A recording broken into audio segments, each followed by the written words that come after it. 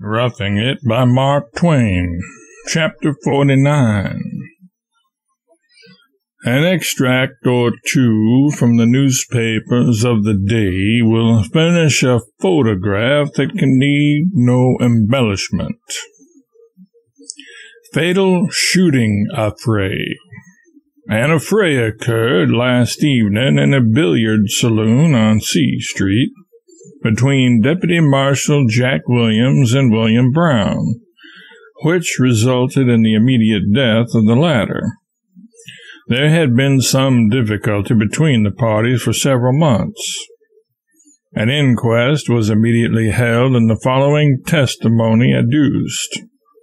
Officer George Birdsall, sworn, says, "I was told William Brown was drunk and was looking for Jack Williams. So, soon as I heard that, I started for the parties to prevent a collision. Went into the billiard saloon. Saw Billy Brown running around saying if anybody had anything against him to show cause. He was talking in a boisterous manner, and Officer Perry took him to the other end of the room to talk to him. Brown came back to me, remarked to me that he thought he was as good as anybody and knew how to take care of himself. He passed by me and went to the bar. Don't know whether he drank or not. Williams was at the end of the billiard table next to the stairway. Brown, after going to the bar, came back and said he was as good as any man in the world. He had then walked out to the end of the first billiard table from the bar. I moved closer to them, supposing there would be a fight. As Brown drew his pistol, I caught hold of it. He had fired one shot at Williams. Don't know the effect of it. Caught hold of him with one hand and took hold of the pistol and turned it up. Think he fired once after I caught hold of the pistol. I wrenched the pistol from him, walked to the end of the billiard table, and told the party that I had Brown's pistol and to stop shooting. I think 4 shots were fired in all. After walking out, Mr. Foster remarked that Brown was shot dead. Oh, there was no excitement about it. He merely remarked the small circumstance. 4 months later, the following item appeared in the same paper, the Enterprise. In this item, the name of one of the city officers above referred to, Deputy Marshal Jack Williams, occurs again. Robbery and desperate affray. On Tuesday night, a German named Charles Herzl, engineer in a mill at Silver City, came to this place and visited the hurdy-gurdy house on B Street. The music, dancing, and Teutonic maidens awakened memories of fatherland until our German friend was carried away with rapture. He evidently had money and was spending it freely. Late in the evening, Jack Williams and Andy Blessington invited him downstairs to take a cup of coffee. Williams proposed a game of cards and went upstairs to procure a deck, but not finding any, returned. On the stairway, he met the German and, drawing his pistol, knocked him down and rifled his pockets of some $70. Herzl dared give no alarm, as he was told, with the pistol at his head, if he made any noise or exposed them, they would blow his brains out. So effectually was he frightened that he made no complaint until his friends forced him. Yesterday a warrant was issued, but the culprits had disappeared. This efficient city officer, Jack Williams, had the common reputation of being a burglar, a highwayman, and a desperado. It was said that he had several times drawn his revolver and levied money contributions on citizens at dead of night in the public streets of Virginia. 5 months after the above item appeared, Williams was assassinated while sitting at a card table one night. A gun was thrust through the crack of the door, and Williams dropped from his chair riddled with balls. It was said at the time that Williams had been for some time aware that a party of his own sort, desperados, had sworn away his life, and it was generally believed among the people that William's friends and enemies would make the assassination memorable, and useful too, by wholesale destruction of each other.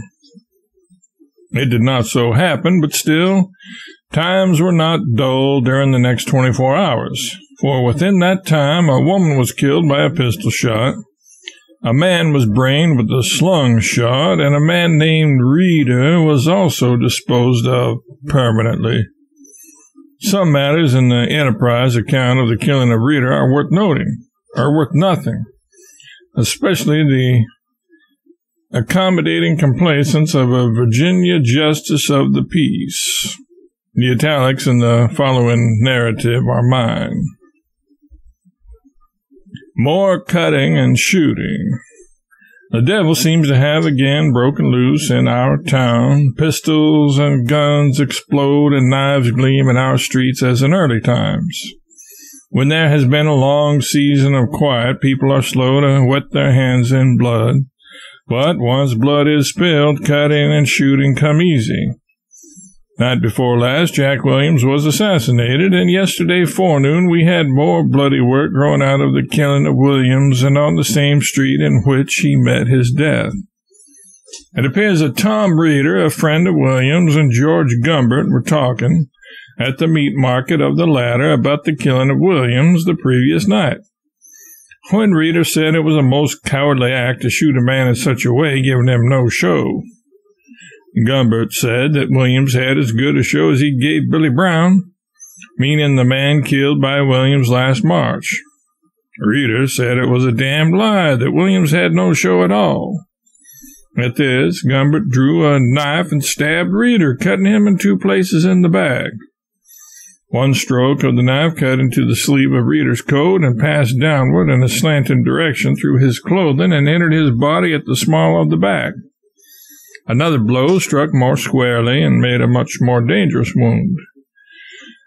Gumbert gave himself up to the officers of justice and was shortly after discharged by Justice Atwill on his own recognizance, to appear for trial at 6 o'clock in the evening. In the meantime, Reeder had been taken into the office of Dr. Owens, where his wounds were properly dressed. One of his wounds was considered quite dangerous, and it was thought by many that it would prove fatal.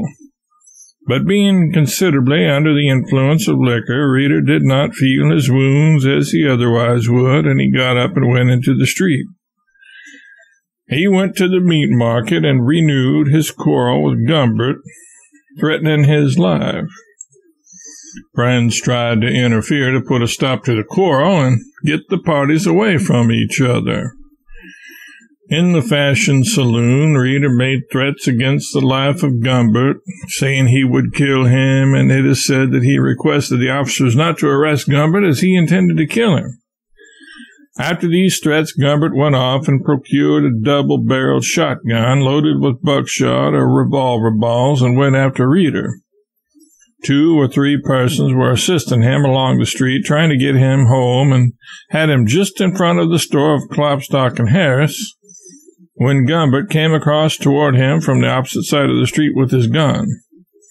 He came up within about 10 or 15 feet of Reeder and called out to those with him to look out, get out of the way. And they had only time to heed the warning when he fired. Reeder was at the time attempting to screen himself behind a large cask which stood against the awning post of Klopstock and Harris's store, but some of the balls took effect in the lower part of his breast, and he reeled around forward and fell in front of the cask. Gumbert then raised his gun and fired the second barrel, which missed Reeder and entered the ground. At the time that this occurred, there were a great many persons on the street in the vicinity, and a number of them called out to Gumbert when they saw him raise his gun to hold on and don't shoot. The cut-in took place about 10 o'clock and the shooting about 12. After the shooting, the street was instantly crowded with the inhabitants of that part of the town, some appearing much excited and laughing, declaring that it looked like the good old times of '60. Marshal Perry and Officer Birdsall were near when the shooting occurred, and Gumbert was immediately arrested and his gun taken from him when he was marched off to jail. Many persons who were attracted to the spot where this bloody work had just taken place looked bewildered and seemed to be asking themselves what was to happen next, appearing in doubt as to whether the killing mania had reached its climax or whether we were to turn in and have a grand killing spell, shooting whoever might have given us offense. It was whispered around that it was not all over yet. 5 or 6 more were to be killed before night. Reeder was taken to the Virginia City Hotel, and doctors called in to examine his wounds. They found that 2 or 3 balls had entered his right side. One of them appeared to have passed through the substance of the lungs, while another passed into the liver. 2 balls were also found to have struck one of his legs. As some of the balls struck the cask, the wounds in Reeder's leg were probably from these, glancing downwards, though they might have been caused by the second shot fired.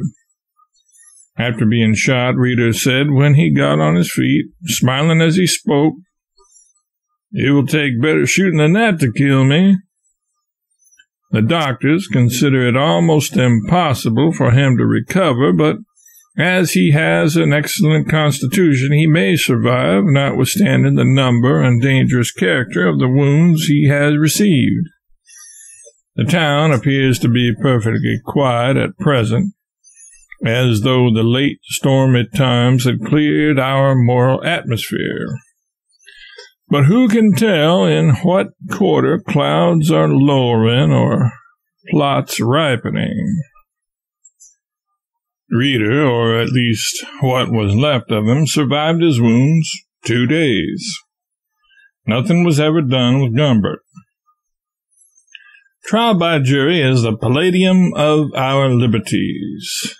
I do not know what a palladium is, having never seen a palladium, but it is a good thing, no doubt, at any rate. Not less than 100 men have been murdered in Nevada. Perhaps I would be within bounds if I said 300. And as far as I can learn, only 2 persons have suffered the death penalty there. However, 4 or 5 who had no money and no political influence have been punished by imprisonment. One languished in prison as much as 8 months, I think. However, I do not desire to be extravagant. It may have been less. However, one prophecy was verified at any rate. It was asserted by the desperadoes that one of their brethren, Joe McGee, a special policeman, was known to be the conspirator chosen by lot to assassinate Williams. And they also asserted that doom had been pronounced against McGee, and that he would be assassinated in exactly the same manner that had been adopted for the destruction of Williams, a prophecy which came true a year later. After 12 months of distress, for McGee saw a fancied assassin in every man that approached him, he made the last of many efforts to get out of the country unwatched. He went to Carson and sat down in a saloon to wait for the stage. It would leave at 4 in the morning. But as the night waned and the crowd thinned, he grew uneasy and told the barkeeper that assassins were on his track. The barkeeper told him to stay in the middle of the room then and not go near the door or the window by the stove. But a fatal fascination seduced him to the neighborhood of the stove every now and then, and repeatedly the barkeeper brought him back to the middle of the room and warned him to remain there. But he could not. At 3 in the morning he again returned to the stove and sat down by a stranger. Before the barkeeper could get to him with another warning whisper, someone outside fired through the window and riddled McGee's breast with slugs, killing him almost instantly. By the same discharge, the stranger at McGee's side also received attentions which proved fatal in the course of 2 or 3 days.